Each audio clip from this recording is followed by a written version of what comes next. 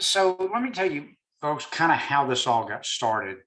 Immediately after the grid collapse last year, the SAM Party began a discussion group about the issue. And the first thing we did was put out a online petition asking for a complete investigation about what happened. And of course, nobody in Austin was really very interested in that. So that didn't get, they weren't too interested in having the public know too much about what had happened.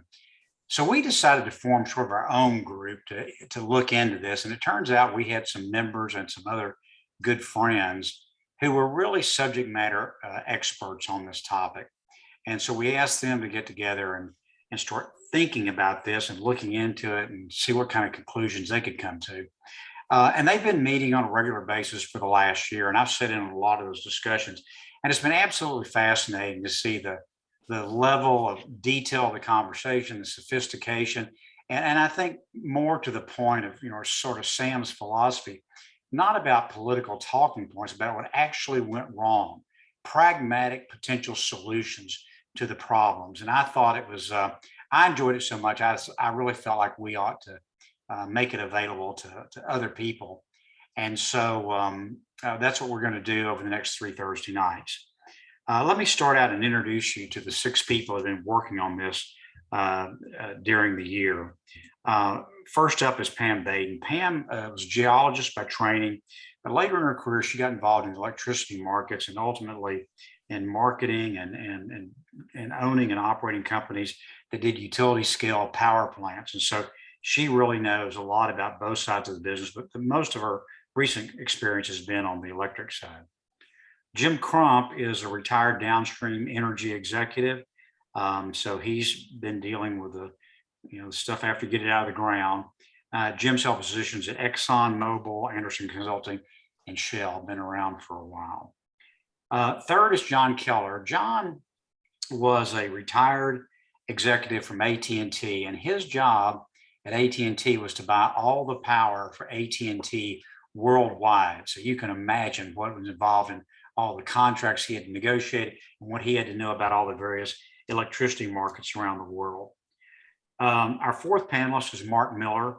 Mark is a retired petroleum engineer. He was also on the faculty at UT Austin.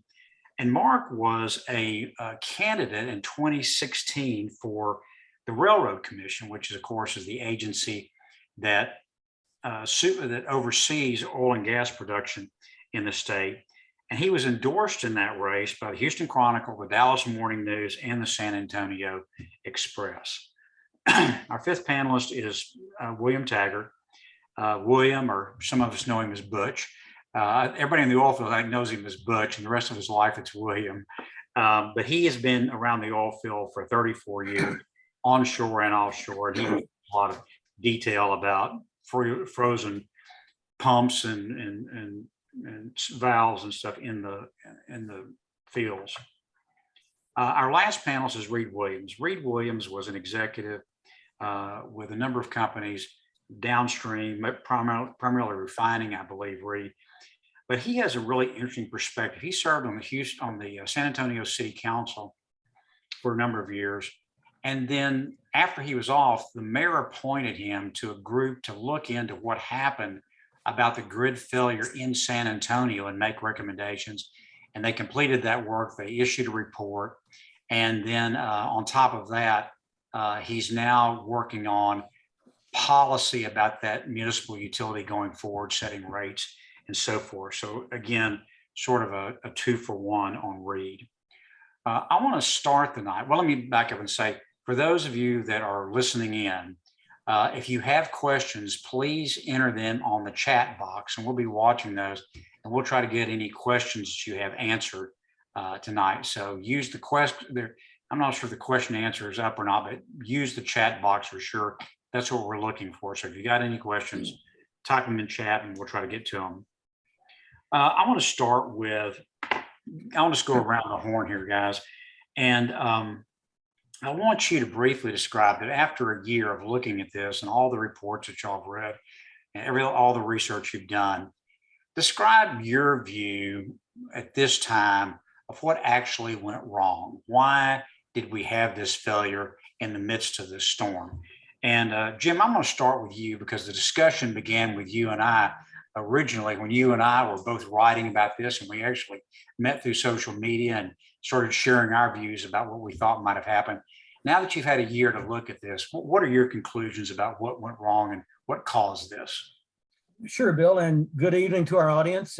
My view, ERCOT supply failed due to a failure to adequately winterize across our electricity supply and delivery system. From a wide angle view, I believe that it's important that all forms of generation experience failures. And let me outline this viewpoint. First, a quick look at events managed by the Electricity Reliability Council of Texas, ERCOT, the system operator that manages most of the electric supply to our state. With record high demand, about 69 gigawatts early in the morning of February 15th, and forecasted demand to increasing, unplanned generation outage led to progressive mandated load shed. And according to a report by the Federal Energy Regulatory Commission, FERC, during a 2-day period, Monday and Tuesday, February 15th, 16th, ERCOT averaged about 34 gigawatts of generation outage, close to 50% of the planned available generation at the onset of the Uri storm catastrophe.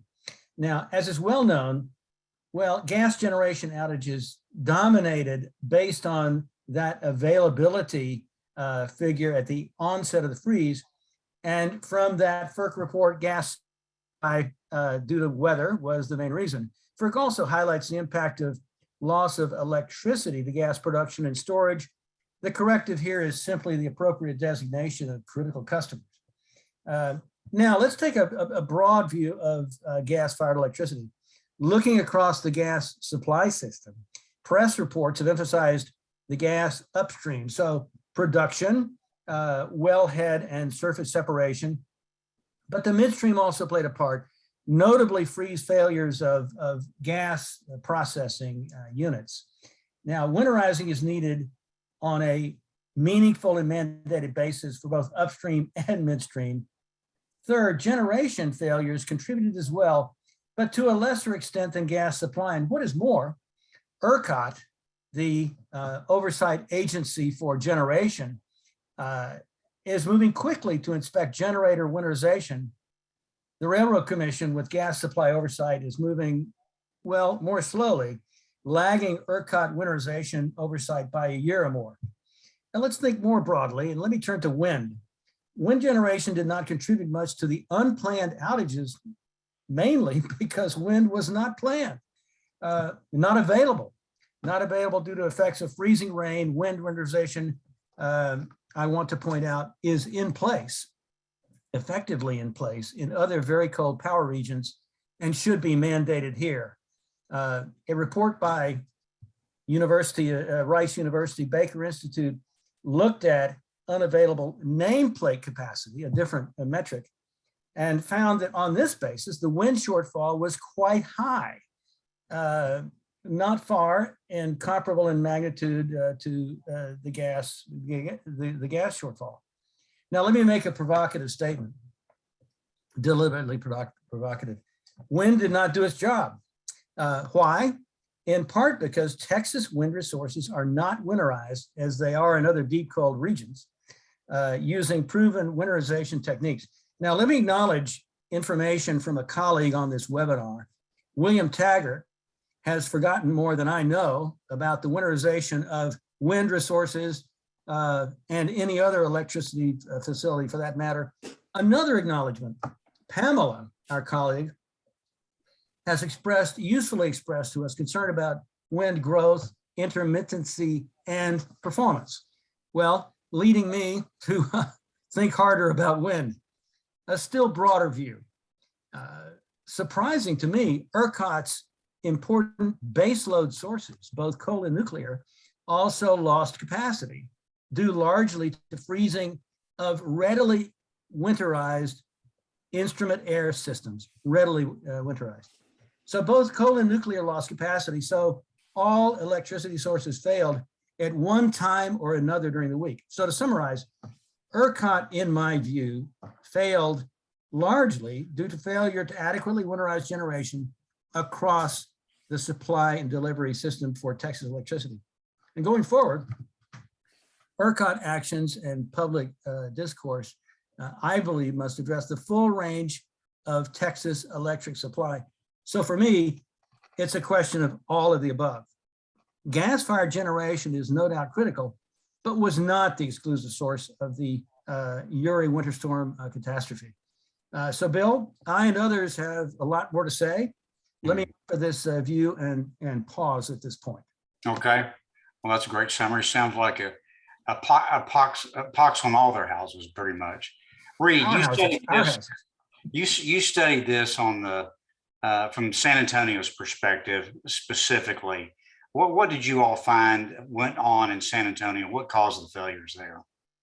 Right, and from a municipal perspective, I think it's more of a bottom up, and Jim just gave us kind of the top down, but from the ground up, we had a lot of problems.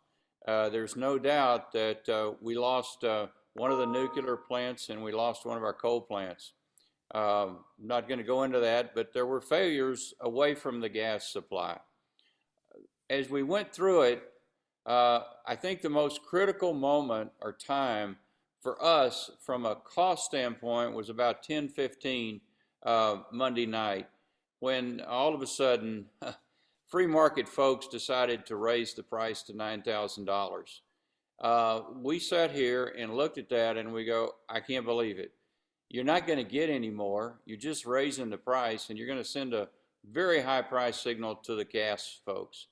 So I think that move surprised me more than anything, and probably is what's contributed most to our cost.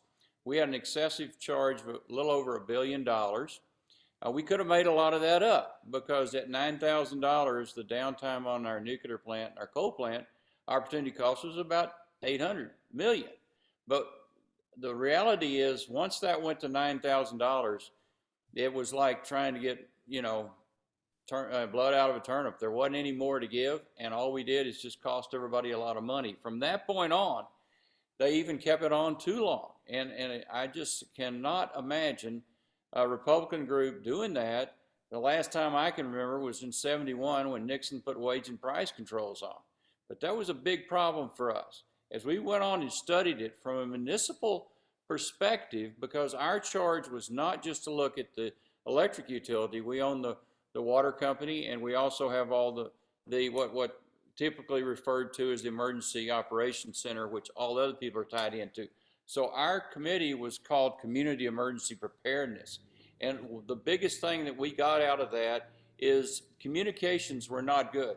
Organizations had been siloed. You had CPS, the electric utility, doing something, SOS doing another, the command center doing another, and so we were kind of a microcosm for the state. The state was doing the same thing. The gas guys were doing theirs, the oil guys were doing theirs. And if there's one thing I would say, we can do a lot better trying to tie these individual entities together. And we've worked very hard on that from a city perspective. Our report made a lot of recommendations. We were only seated for about 120 days. We made our reports, and now the city council has a committee to follow through on those. Fortunately, I can tell you that our utility, our electric utility, has completed all of the recommendations that we made. But it's the coordination, it's the interfacing, it's the people, one group trying to make up for another group. We had 3 different groups or 4 different groups trying to communicate with people and confusing them. So we got a very high price. We didn't get our plants running as well as we should. We did not distribute power well. The automatic system that was supposed to rotate through the circuits did not work. We've had that reworked.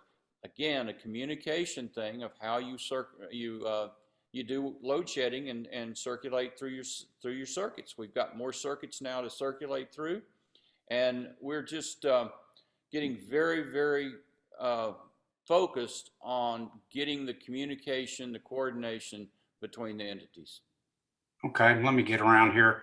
John, you have been buying power for a long time, and you watch these markets moved dramatically during the storm. From the perspective of someone that has bought a lot of energy, what do you think happened? It was total panic. What happened, Bill, was ERCOT's pricing model, which puts out the price to the grid of what the power would cost, was actually showing it was broken. It was actually showing that the grid was oversupplied and it was lowering prices.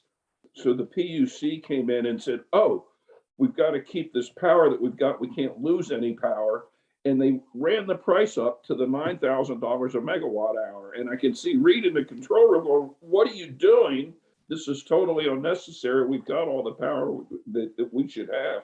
So it was because ERCOT's pricing model didn't perform properly, and no one knows why right now, that in panic, 3 bureaucrats set the price at $9,000 a megawatt hour and then left it there for 4 days.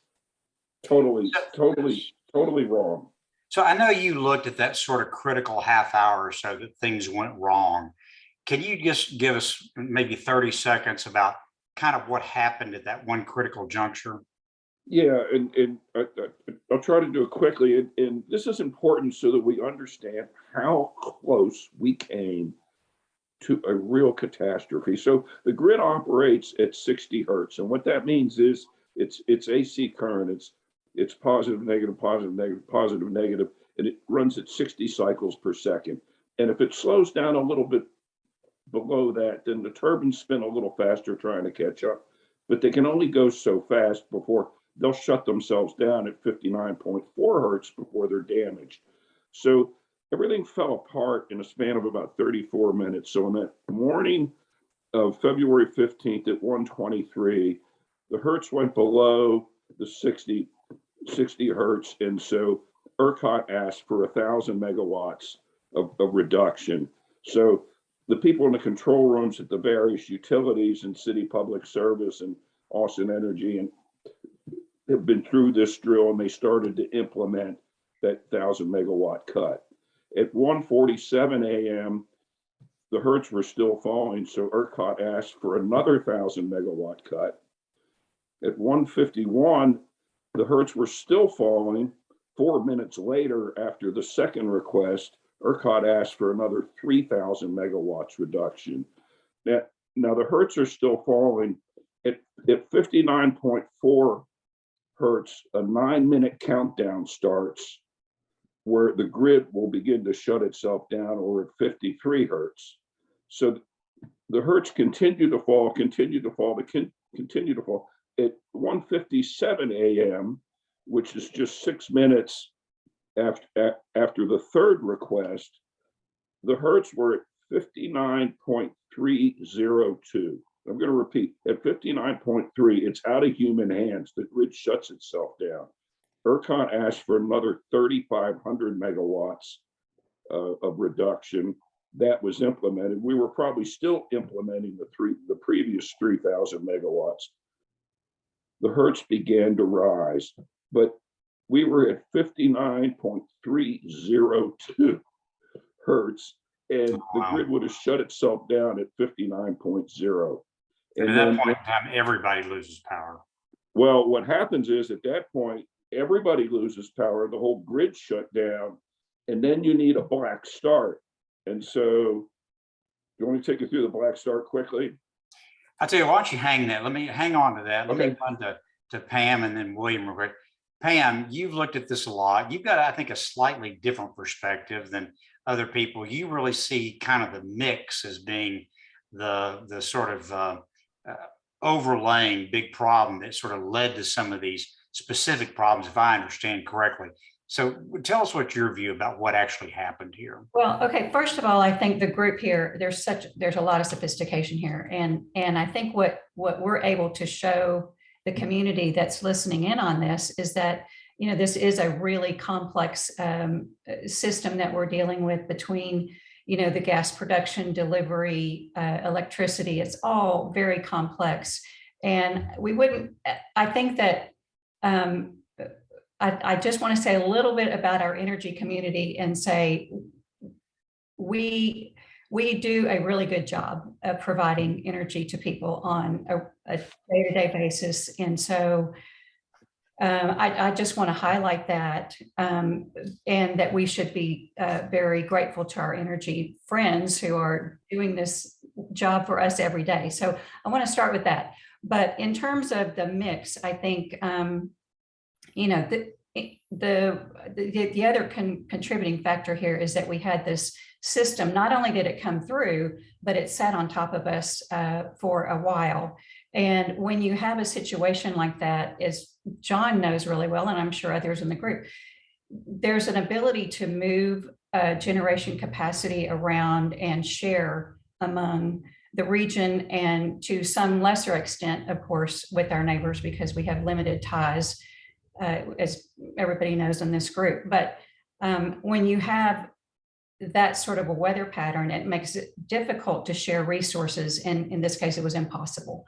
And then the fact that this pattern generally came from the Northwest into the region, most of us understand that the wind generation is located in the Northwest and and western parts of the state.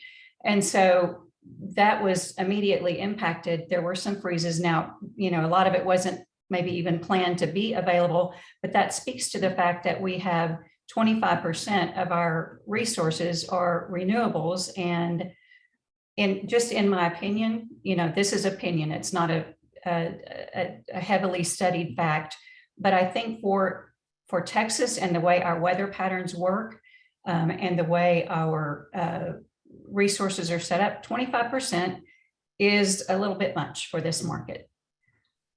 That's my opinion. And I guess, as I understand part of your point is, if that 25% wind didn't exist, you would have more natural gas fired generation probably, which is spinnable capacity that if it doesn't freeze up, you can turn it on and run it. Right. And that's the other point that we found out in our research that, and I did not know this, I'm surprised I didn't know it, but that gas facilities were not prioritized as critical load by the utilities. And so that load was shed right along with residential and everybody else. So I think that is a significant factor going forward, that making sure that that is considered to be critical load from here forward. Well, William, that's a great lead into you. Your real expertise is these oil fields and wells and how they work and making them work every day. Tell us from your perspective, especially with regard to the natural gas supply, which is obviously a huge chunk of our electric generation. What happened? So the basic thing here is we had an extreme weather event, but I think it also ties to a lack of a storage mechanism. And to go back to what Pamela was saying, last year, 2021, 28% of Texas electricity came from wind and solar. And we don't have a mechanism to store wind and solar. We don't have a way, which ties into our nuclear plants as well. There's no way to store electrons easily. We're building some battery systems, but they have very limited storage. They generally don't affect the grid. We have natural gas, and we have natural gas storage. And we have coal power plants, and the coal power plants all have a big pile of coal sitting next to them. So that's kind of a local storage as well. It goes back to natural gas production. And I want to bring up that I think we can look here and see that on February 10th, Midland temperatures dropped into the freezing. And at that point, natural gas facilities started to freeze up. And the issue there is that when you get natural gas out of the ground, you're getting oil, natural gas, and water. There's always a little bit of water present. And the whole point of these processing facilities is to get the water out before you put the natural gas in the natural gas pipeline. On a cold weather condition, we see freezing. The water freezes and it just freezes, and that shuts these facilities in. Now, that's something that can be addressed through winterization. If you looked at Pennsylvania's natural gas facilities and their natural gas production, they experienced no loss of production during the same time because facilities built in Pennsylvania and North Dakota are all set up to handle freezing on a regular basis. This is a once every 10 years event. One of the things you can see is Texas Railroad Commission doesn't report gas production based on weekly or daily averages. They report monthly. And we can see that in monthly, between end of January and end of February, our natural gas storage in Texas over the February freeze dropped by 77 BCF. And that's a big drop compared with other times. We have our natural gas storage go down during the winter, and then it comes back up in the summer.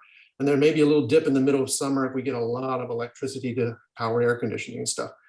But our storage goes down in the winter. But the thing I've noticed and I've looked at hard today was natural gas pricing. And on February 10th, natural gas was selling at $3.26 per 1,000 cubic feet. On the 11th, it was $4. By the 12th, it had jumped up to $10. The markets don't run over the weekend, so it stayed at $10 through the weekend. But then on Monday, it jumped to $150. And at the Houston Ship Channel, natural gas prices hit $400 per 1,000 cubic feet for 2 days. That natural gas price must have absolutely freaked out people, because I think that also led into PUC and ERCOT making the call to go to $9,000 per megawatt hour. I think those two are tied together. And I agree with everyone, with what Jim was saying, is we lost a big chunk of natural gas on the 15th. We went from 40,000 megawatt hours of natural gas production down to 33,000. I see this as a tie of our natural gas production and our natural gas storage didn't keep up with the freeze. It was affected early on the 10th. It started to lose production, and this is what got us in trouble. I'm going to disagree with Pamela on one thing. I don't think going to more natural gas is the solution, especially since we're now looking at the potential of the US having to supply liquefied natural gas to Europe because of what's going on in the Ukraine. I think that the issue here is instead we've come to rely heavily on wind and solar, and we have some nuclear in Texas. To use that more reliably, we've got to have some sort of electricity energy storage. That's what I see as the necessity. William, let me correct something that you said. I am not necessarily saying that gas is the answer. In fact, I am a very huge fan of, multiple. Correct. Resources. You said it was the mix was bad. And you're right. At this moment, we have our eggs in the basket of wind and solar, which has no storage mechanism. That is, and we have our eggs in the basket of natural gas, which is like 40 to, Jim, what was it? 40 to 45% of electricity. Yeah. So William, you and I are more in agreement than you might think that we are. All right, I want to I'm going to go around again. I need you to keep your answers here at about 2 minutes. Oh wait, Mark, did I skip you? You did, but that's all right. I'm sorry, Mark. Yeah, let's go ahead and get your take on what went wrong. Well, one of the problems when you're last is everybody's kind of said it all. But let me take kind of a 30,000 foot level, because I think this problem has really been a decade or two happening. It's not just something recent. If you look back 20 years ago, we didn't have any wind. It was basically natural gas, half of our energy needs, electricity needs. Coal was about 40%, nuclear 10%. And today what's happened is coal has dropped to about from 40% to 20%. And what's replaced it is wind. So we've basically, over the last couple of decades, replaced 20% of our power needs that were base load, that is much more reliable, with something that's unreliable. I'm not throwing rocks at wind. It's just when the wind doesn't blow, it doesn't blow. And so we've actually created a generation system in the state that's more fragile than it used to be 20 years ago. And I think that's sort of what Pam is talking about. And Uri basically revealed that to us. And the other point I would make is we had something close to this a decade ago in 2011. And there was a big report written, and there were warnings from FERC and recommendations as to what we might do that generally were not done. So I think we've had not just the failures that occurred on that particular event, but it's the failures that goes back a couple of decades. And I think we will perhaps talk in the next couple of weeks about who's responsible for those failures. But I think we need to think longer term about what really happened, as well as the short term. Okay, well, let me change the question a little bit for you. Governor Abbott has famously said that everything that needed to be done has been done, and that Texans don't need to worry about this happening again. based on your study, do you agree or disagree with that, or do you partially agree, partially disagree with it? And Mark, since you got cut off a little bit, I'm going to start with you. And if y'all can keep your answers to about 2 minutes so we can get everybody in here before we start taking some questions and answers. Well, my short answer is if I was a Republican, I would agree with Governor Abbott. And if I was a Democrat, I would disagree. And I think that's the real problem, is that it's become a political question instead of the question we're debating here as to whether it has been solved. I suspect it has not been solved, but frankly, I'm not sure I trust either regulatory agency to be telling us the truth and being as transparent as they should be. William, what about it? Have we done everything we need to do over in the oil patch to make sure these gas wells don't freeze up again? And you might talk about that exception that that existed. Yeah. Not everybody had to winterize. Yeah, and no, I don't think enough's been done around the natural gas facilities, especially around oil and natural gas oil facilities. We get about 25 to 30% of our natural gas from oil facilities, and they were kind of excluded from the whole thing. I spoke to a number of operators who were going through the February freeze we just had last month, and they were throwing, you can inject methanol into the water phase, and the methanol will raise the freezing point of the water. And they were putting a lot of methanol in the water. That's not a good long-term solution, but they were doing it short-term. I think you got to make a hard decision. If you're going to require all the operators to do long-term winterization in the oil and natural gas, then Texas Railroad Commission's got to get on that and say, here's the standard, everybody's got to follow it, done. And at the same time, address maybe all the methane leaks as well. But I think it hasn't been done. Do we need to do it?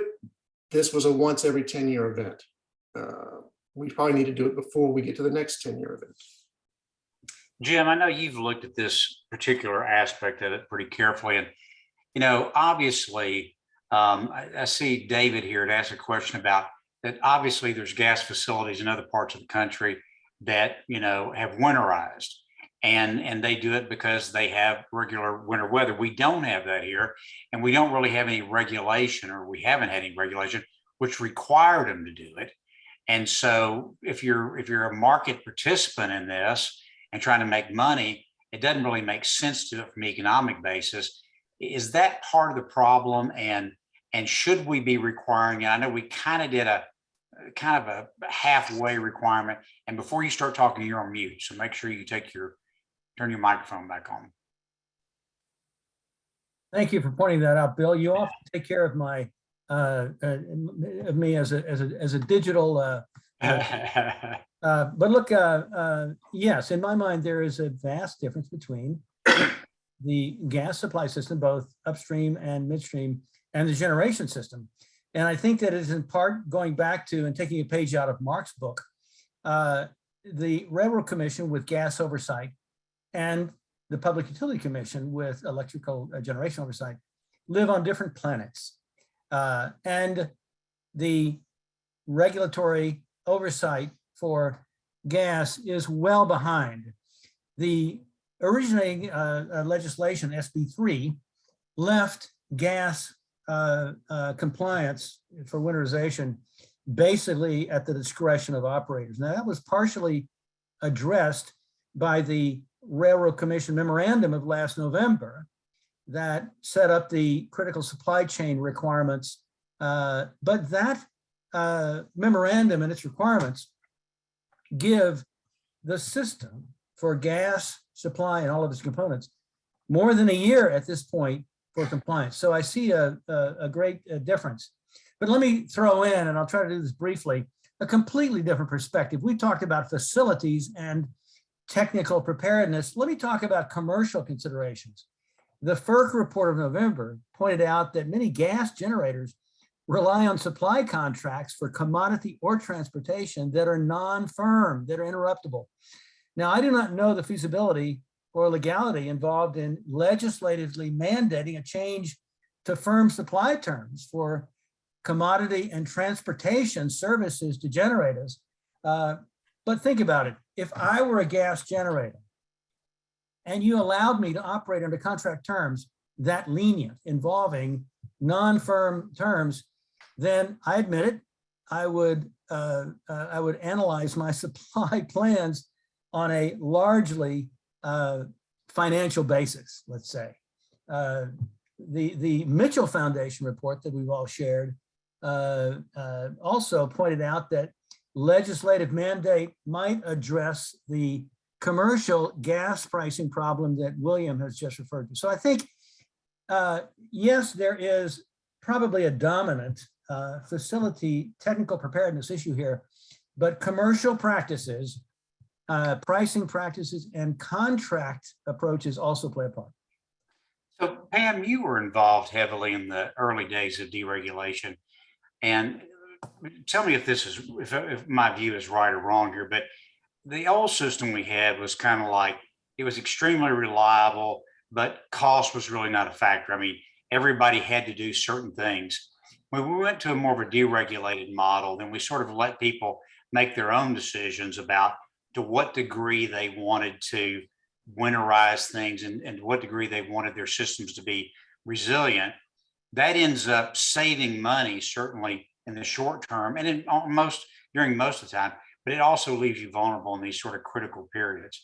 So talk to me for a minute about what you think we should have done and have done with regard to sort of addressing how do we make sure that the system is resilient enough? Well, I think, a lot of this, I thought we were going to reserve for the market, the situation in the market, but, the market dictates what people, what their response is. And so you have to look at the incentives. And if you're not really getting paid to do the thing, if you're not spinning reserve, for example, you're not generally going to maybe have firm transportation on the pipeline system if you're a gas-fired plant, as Jim was referring to. So it's all a matter of the incentives that are put forth in the market design.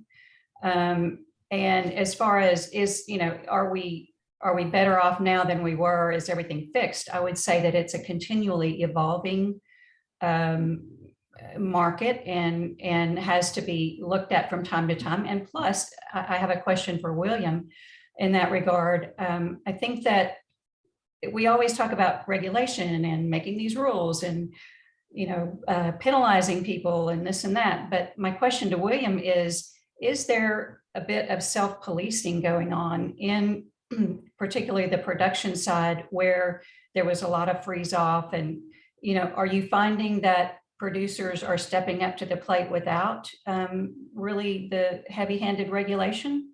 Well, I think there was a big issue this year where nobody wanted to be the guy that brought the grid down. So the people I spoke with said they were putting in a lot of methanol, which is a short-term solution. And I spent 3 years in Eagle Ford Shale supporting operations there for an oil company. And we would have a freeze every year. We would have 1 or 2 facilities shut in. We would work up a plan to go in and heat trace the lines and add equipment and do all this. And they'd run the cost analysis and they say, well, we're only down 2 days, 3 days out of, this happens every 2 years for this one facility. The money's not there. It's not worth it. Whether the companies actually invest the money to actually make permanent solutions, that's going to be the challenge. And that's what I'm not seeing. And I don't see that the Railroad Commission has put the emphasis on that. I think you'll see some of the majors, the Exxon Mobils, the big companies will probably go in because they don't want to be embarrassed by this. But for the small operators, the margin's just not there. Now, I say that we're at $112 a barrel or something right now. So yeah, we'll see what happens. But I'm Okay, don't have hope that that'll be the solution. Let me stop you for a second there. And I want to jump to Reed, because Reed, y'all's commission in San Antonio did a report, and it was a pretty scathing indictment about what has not been done at the state level. Can you just kind of tell us briefly what some of y'all's conclusions were? Absolutely. I just do not believe that it's going to get done. The political situation is simply not there. There's no political will to do it. We have had to take the position that we've kind of got to protect ourselves, and that's why we put in new systems for rotating outages. We've put in more communications with people. So no, I agree with William and Jim. I do not believe that the Railroad Commission, as constituted today and as elected and supported by the people that are giving them the donations, that they're going to do it. It's Yeah. just not going to happen. And we've got to kind of take care of ourselves. And to a couple other points that were made, one, they talk about the reduction in coal and nuclear. Well, I can tell you from looking at the last 4 years of data on our plants, the reason that the market has taken them out, when you run subsidized renewables, and when they're running, they're very cheap. So the baseload plants, which lived very much on being able to sell in extra capacity into the market, they're just getting kicked out of the deck. And so what has happened is we're seeing the effectiveness of baseload plants going down. Now, with this increased amount of renewables, we're very much going to have to get into dispatchable natural gas. We got to have quick start. And people are talking about a lot of things. They're even talking about going back to engines and combustion turbines that start right up fast, and even combined cycles that take a little longer, but you can get them up. They're even looking at, converting coal plants to natural gas so they're more rateable and adjustable. You just cannot, at this point in time, justify a baseload plant anymore. And Well, we're gonna, in our third session, we're gonna really get into this in detail. And this is something Pam has really emphasized, is this mix and what does that do for kicking out base load? How are we gonna have that base load? And there's gonna have to be somebody's gonna have to pay for that one way or the other. But I want to get to John. I haven't got to John. It's not going to get fixed. I want to say one more quick thing. It speaks to the subsidies and how that impacts the market and how it creates an unlevel playing field. All right, save that for our third session. And John, I don't think I've gotten to you on whether or not you think it's been fixed or not. So as somebody that bought a lot of energy over his career, if you were still in that role, how would you feel about the security of your supplies in Texas? You might just also add, is this going to affect companies' interest in relocating to Texas if we have these kind of problems? If you were still advising a Fortune 100 company on that, how would your view of that be? Well, to your last question, it already has. There was one, and I think I have it right. It was a battery plant for the EV cars that was looking for places to build their new battery plant. They ended up in Georgia, and one of the reasons they cited for not coming to Texas was on the short list, was the reliability of the electricity supply. That decision was made right after Uri, while that was fresh in everybody's mind. But to come back to the question, has it been fixed? No, because we haven't. The PUC regulates the generators, and so on that side, the PUC says that they have gone out and inspected and passed 321 or 324 generating units, and they've been winterized, and they passed the PUC's inspection. They fined the other $3 million. On the natural gas side, we alluded to a little bit earlier what happened there at the last minute. There was a phrase slipped into SB3 that said only those facilities that are critical facilities have to winterize. And so the natural gas industry pushed back, went to the Texas Railroad Commission. Texas Railroad Commission regulates the oil and gas in practice, but they're all elected and all their campaign contributions come from guess who. And so the Railroad Commission said, oh, yeah, so if you can't be a critical facility, if you can't guarantee to be online, fill out this application and send us a check for $150. It was a huge loophole. Well, the legislature went, what? And the Railroad Commission stood firm by that. Last November, they finally had a change of heart and said, okay, we're going to have to map what the critical facilities are. They're not going to have that done until the end of this year. And then they'll spell out the requirements, who has to winterize and inspect those plants and all that. So that's supposed to be done it's going to take much too long, but we're not even going to have the critical mapping until November. So right now, today, well, the generation plant's been winterized, but what good does it do if they don't have any fuel?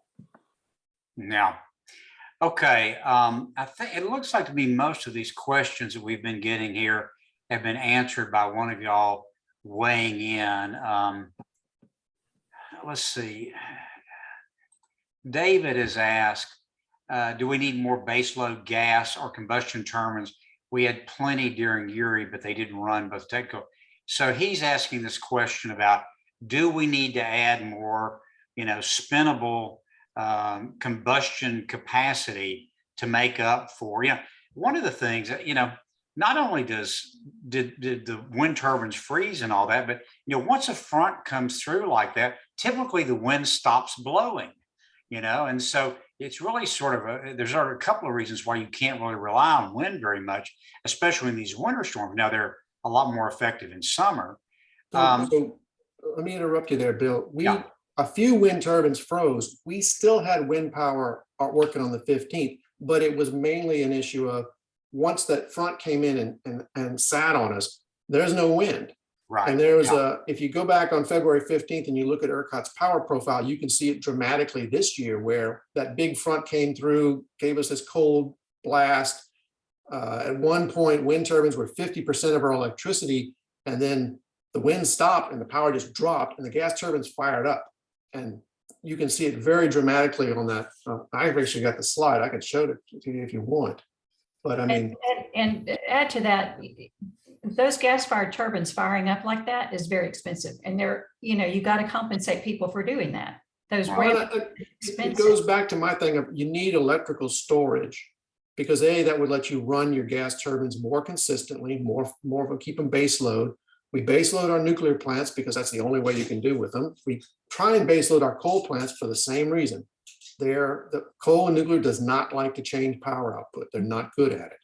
Mhm. We've been taking advantage of natural gas ability to do that because we could, but now we're getting to a point now where we've got so much wind and so much solar. Actually, more solar would be better because it matches up better for the summer with actually power demand. But we've got so much wind right now. We need electrical storage. We need that shock absorber in the system because, it's the same thing as with your car. When you hit a bump in the car, it's your shock absorber that keeps the car smooth. We don't have that on the electrical side. We've got natural gas storage. We've got coal storage. We have very little electrical storage. Hey, Reed, let me jump over you for a second because there's a number of people asking in the chats about what happened to nuclear, why did it go down, and also could you just briefly tell us what you found about that? And the second issue is, to what extent was that kind of a tipping point in that critical and that night where everything sort of fell apart?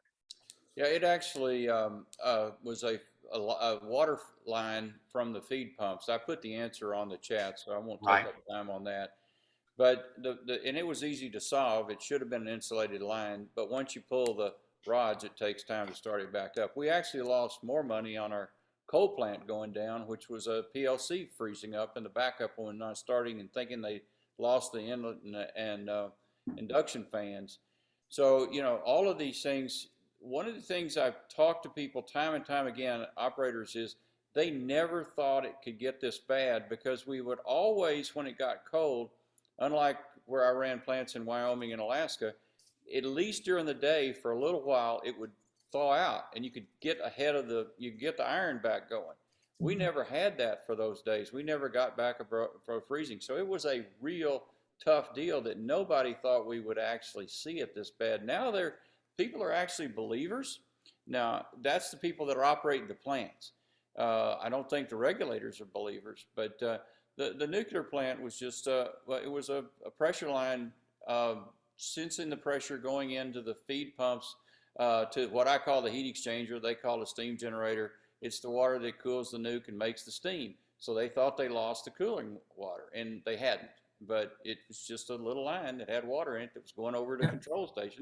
Froze out. I have to agree with Reed. To me, it is stunning how simple in technology terms it would have been to winterize coal in nuclear plants. It amounted to water pumps that were not spared, That's an earlier question in the chat box.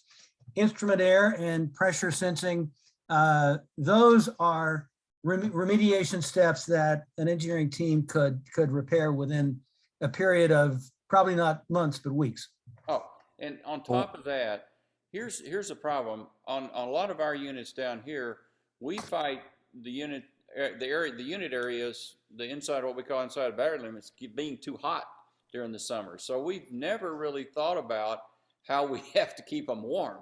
And so that's been a real rethink with us here in San Antonio, is how do we deal with, we can't in some cases put in permanent fixtures around some of these things because then it gets too hot in the summer. So it's a real important thing.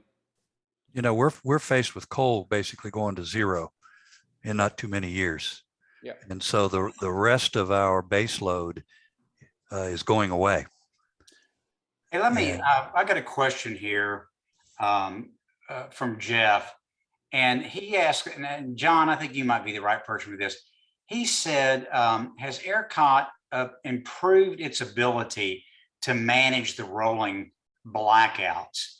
And this is relevant not only for a freeze, but also in the summertime, because in the summertime, we actually get more demand for electricity frequently than we had during Uri. It's just we don't typically lose much in the summertime like we did in this. But do you see anything that we've gotten better at being able to manage the rolling blackouts, rolling brownouts, whatever you want to call them, after this? Well, ERCOT says they have, and that they've been managing the grid more conservatively. And, you know, we had a bit of a winter freeze 3 weeks ago, but it was in the teens and not near zero. And it was just one day or 2 days, not a couple of days. The issue here, and what ERCOT has to get used to, and we all have to adapt to, is the ERCOT grid was built and run and operated to respond to heat and peaks in the summer, which are a couple of hours in duration, and you can handle that. You can handle that with electricity storage, with battery storage, but the batteries discharge in 4 hours. The problem we had with Uri and why we need to really think about how the grid is structured and the market design and how we operate it is we had a peak demand that lasted for 4 days, not a couple of hours, and then it cooled off in the evening. So we need to think about market design. We need to think about how we operate it. And yes, ERCOT's maybe going to operate the grid a little bit more conservatively, so we'll be a little bit better off in the summer. But when we have a peak demand that lasts for 4 days, we're not set up for it. If I could just Yeah, amend Ray. that, we've spent a lot of time on that. And when, as a utility, when we're asked to shed load, we and put it back on basically the grid, it's our job to manage those rolling problems locally. And we've all had to, we've got 3 kinds of circuits. We've got what we call low frequency circuits, and that's what Jim was talking about and John was talking about earlier. Those are the ones that kick out. We've got interruptible circuits and uninterruptible. We had way too many circuits that were either under the control of a relay, which were the low frequency, and too many that were uninterruptible. We had to create more interruptible circuits. We had to put better ways of rotating our outages, and that is going to be something that's going to have to be controlled at the local level. We're going to have to take control of that because we totally believe that we're going to be requested to send power to ERCOT. We just see it happening. Wow. I tell you, I can't believe this, but we've already been through an hour here. It just blows my mind how fast this goes. And we've got a bunch of good questions we're not going to be able to get to. Ben has asked a number of really important questions. Ben, I think I may invite you to come to our next meeting so you can jump into this conversation and several other.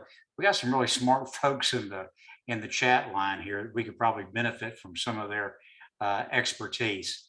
But I promised you we'd be out of here an hour, and I sure we're just a couple minutes away from that. So let me wrap this up by saying we're going to have the second episode of this next Thursday night at the same time. And we're going to be talking about the regulatory scheme and how the Railroad Commission and the Public Utility Commission interface, and should there be some changes in that. And I know Mark especially has a lot of ideas on that, having run for the Railroad Commission. And then our last episode will be 2 weeks from tonight, and it will be on the market design. There's been a lot of criticism after this about, our suggestion that Texas made a mistake in going to a market-based system as opposed to a regulatory system. And I want to kind of unpack whether or not you guys think that that's right or wrong, or is a market system the right one, but we got a bad design, and how do we go about that? And I think especially we want to look at the more resiliency you build into the system, the more expensive power is going to be. And what's the trade-off? At what point do we say enough is enough as opposed to making a 100% reliable? In the meantime, I hope that everyone here, all our folks that attended, have enjoyed this. And I want to say a second that this is what the SAM party is about. You haven't heard a bunch of people screaming and yelling partisan talking points tonight and saying this is all the Republicans' fault, this is all the Democrats' fault. This is the kind of fact-based approach, trying to come up with pragmatic solutions to problem that the SAM party stands for. If you're interested in joining us in this endeavor to provide that kind of alternative to the two-party system, I encourage you to go to joinsam.org, sign up for our information and support this effort. And with that, I see we're rolling right up on 8 o'clock. So I'm going to say good night to everybody. Thank you to all the folks that attended. Panelists, thank you. And we'll all be back here next week, same time, same station. Thanks, everybody.